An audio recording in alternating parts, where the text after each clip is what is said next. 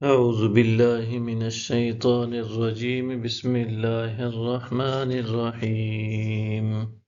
ترجي من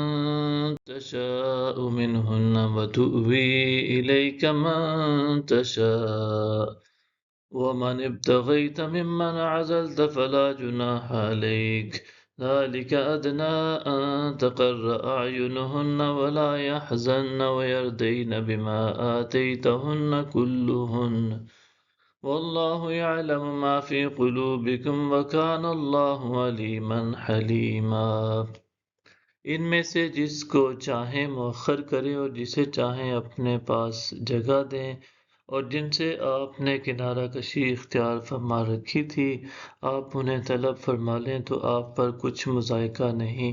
یہ اس کے قریب تر ہے کہ ان کی آنکھیں ٹھنڈی ہوں گی اور وہ غمگین نہیں رہیں گی،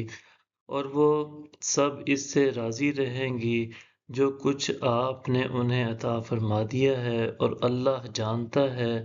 جو کچھ تمہارے دلوں میں ہے، اور اللہ خوب جاننے والا بڑا حلم والا ہے۔ لا يحل لك النساء من بعد ولا أن تبدل بهن من أزواج ولو أعجبك حسنهن إلا ما ملكت يمينك وكان الله على كل شيء رقيبا۔ اس کے بعد آپ کے لیے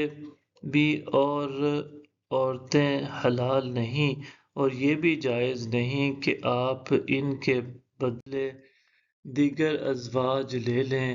اگرچہ آپ کو ان کا حسن کتنا ہی عمدہ لگے، مگر جو کنیز آپ کی ملک ہو جائز ہے، اور اللہ ہر چیز پر نگہبان ہے۔ یا ایہا الذین آمنوا لا تدخلوا بیوت النبی الا ان یؤذن لکم الی طعام غیر ناظرین اناہ ولكن إذا دعيتم فادخلوا فإذا طعمتم فانتشروا ولا مستأنسين لحديث إن ذلكم كان يؤذي النبي فيستحيي منكم والله لا يستحيي من الحق وَإِذَا سَأَلْتُمُوهُنَّ مَتَاعًا فَاسْأَلُوهُنَّ مِنْ وَرَاءِ حِجَابٍ ذَلِكُمْ أَطْهَرُ لِقُلُوبِكُمْ وَقُلُوبِهِنَّ وَمَا كَانَ لَكُمْ أَن تُؤْذُوا رَسُولَ اللَّهِ وَلَا أَن تَنكِحُوا أَزْوَاجَهُ مِن بَعْدِهِ أَبَدًا إِنَّ ذَلِكُمْ كَانَ عِندَ اللَّهِ عَظِيمًا۔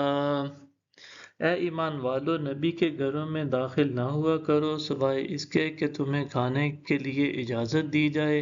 کھانا پکنے کا انتظار کرنے والے نہ بنا کرو۔ ہاں، جب تم بلائے جاؤ تو